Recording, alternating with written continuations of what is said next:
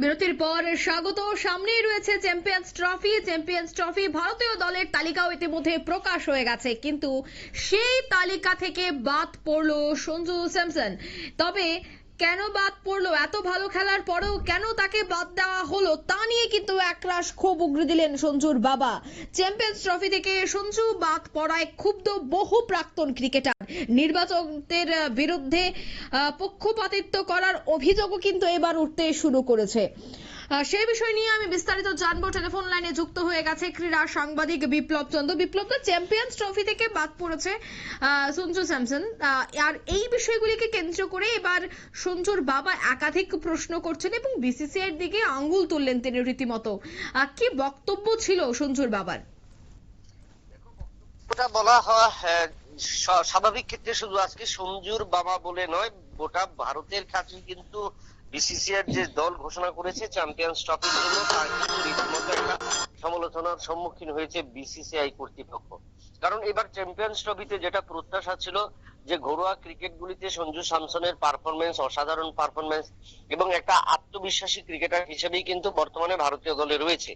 সেই জায়গায় দাঁড়িয়ে প্রত্যেকেই আশা করেছিল এবং সেখানে সঞ্জুর বাবাও আশা করেছিল যে এবার চ্যাম্পিয়ন্স ট্রফিতে সঞ্জু স্যামসন দেশের হয়ে প্রতিনিধিত্ব করবেন বা দলে অংশ নেবেন। কিন্তু দেখা গেল আশ্চর্যের বিষয় হলো যে নির্ধারিত সময় থেকে প্রায় 6 দিন পরেই কিন্তু ঘোষণা করা হলো ভারতীয় দল, কিন্তু সেই ভারতীয় দলে সঞ্জু স্যামসনের নাম নেই। কারণ সঞ্জু স্যামসনকে আমরা দেখেছি যে এর আগে বেশ কয়েকটি আসরে কিন্তু ভালো রেজাল্ট করেছে বা ভালো রান পেয়েছে। চ্যাম্পিয়ন্স ট্রফির দলে সে সুযোগ না পাওয়ায় অনেকেই অবাক। সেই ক্ষেত্রে নির্বাচকরা যেমন অবাক রয়েছেন, তার পাশাপাশি কিন্তু প্রাক্তন ক্রিকেটারও কিন্তু সেক্ষেত্রে কিন্তু আর এখন পর্যন্ত মুখ বন্ধ করে থাকেননি। প্রত্যেকে কিন্তু অভিযোগ তুলে দিলেন। যে পক্ষপাতিত্বের অভিযোগ উঠা হয়েছে, যে সেখানে কিন্তু দেখা যাচ্ছে যে সঞ্জু স্যামসনের মতো একজন নির্ভরযোগ্য ক্রিকেটারকেও কিন্তু এবার কিন্তু বাদ দিল ভারতীয় নির্বাচকরা।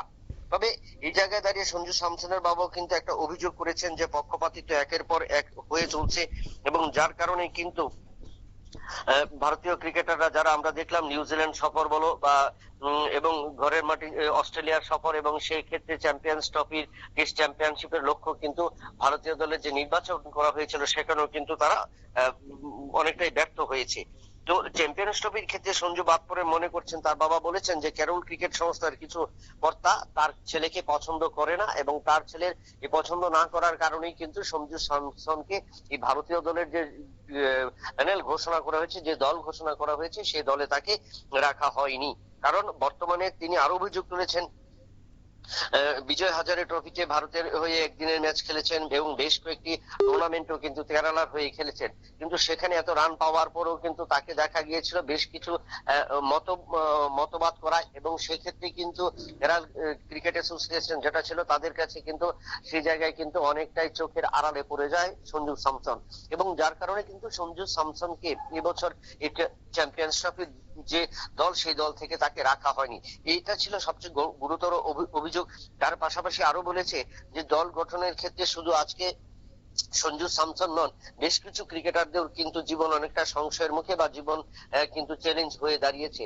বিভিন্ন ক্ষেত্রে দেখা যাচ্ছে যে নির্বাচকদের যে সিদ্ধান্ত, একতরফা সিদ্ধান্ত বা নির্বাচকদের যে একরকম খেয়াল খুশিকানা এবং নির্বাচকদের যে লবিবাজি, এবং সেই লবিবাজির কারণে বেশ কিছু ভালো ক্রিকেটার কিন্তু বর্তমান সময়ে ভারতীয় দলের যেমন সুযোগ পাচ্ছে না, ঠিক তার পাশাপাশি কিন্তু ভারতীয় দলের যে ফলাফল, সেই ফলাফলও কিন্তু আশানুরূপ হচ্ছে না। এবং তার কারণেই কিন্তু প্রাক্তন ক্রিকেটার থেকে শুরু করে বর্তমান ক্রিকেটাররা এর মধ্যেও কিন্তু সেই অভিযোগের তীর। এবং তার পাশাপাশি লবিবাজি, যেটা সবচেয়ে গত বেশ কয়েক বছর ধরে কিন্তু সবচেয়ে বেশি পরিলক্ষিত হচ্ছে ভারতীয় শিবিরে।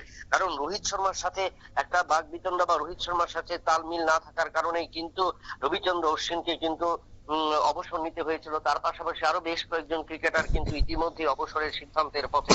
এবং এই যে আভ্যন্তরীণ যে সমস্ত বিষয়গুলো, সেই সমস্ত বিষয়গুলোর কারণেই কিন্তু বর্তমানে যে ক্রিকেটে, ভারতীয় ক্রিকেটের অনেকটাই তলানিতে ছাপ এবং যার কারণে সমালোচনার মুখে পড়তে হচ্ছে রোহিত শর্মা, বিরাট কোহলি সহ বেশ প্রথম সারির ব্যাটসম্যানদের। তবে এটা আবার উস্কে দিল যে সঞ্জু স্যামসন বাদ পড়ায় কিন্তু ভারতীয় দলের কাছে একটা বড় চাপ তৈরি হচ্ছে এবং এই চাপ চ্যাম্পিয়ন্স ট্রফিতে ভারতীয় দল কতটুকু তুলে ধরতে পারবে বা সেটা কতটুকু চ্যালেঞ্জ সেটাই কিন্তু। এবং সেই ক্ষেত্রে যদি ভারতীয় দল সফল হয় সেই ক্ষেত্রে সঞ্জু স্যামসন চাপে পড়তে পারে, কিন্তু আর ভারতীয় দল অসফল হলে অর্থাৎ ভারতীয় দল ব্যর্থ হলে কিন্তু নির্বাচকদের কিন্তু চাচা ছোলা করে ফেলবে, প্রাক্তন ক্রিকেটার থেকে শুরু করে বর্তমান ক্রিকেটাররাও। এবং সেই জায়গায় সঞ্জু স্যামসন কিন্তু একটা সুযোগ পাবে এবং আগামী দিনে ভারতীয় দলের যারা রয়েছেন, যে কমিটিতে রয়েছেন, তাদের ক্ষেত্রেও কিন্তু একটা বড় সমস্যা তৈরি হতে পারে বলে কিন্তু অনেকটাই ইঙ্গিত। অঙ্কিতা, ধন্যবাদ বিপ্লব দা। অর্থাৎ ইতিমধ্যেই সঞ্জুকে বাদ দেওয়ায় অনেকটাই ক্ষুব্ধ রয়েছেন সঞ্জুর বাবা। অন্যদিকে কিন্তু পক্ষপাতিত্ব করা হচ্ছে, পক্ষপাতিত্বের অভিযোগও তুলছেন বহু প্রাক্তন ক্রিকেটাররা। নিয়ে নিচ্ছে ছোট্ট একটি বিজ্ঞাপন বিরতি, সঙ্গে থাকুন।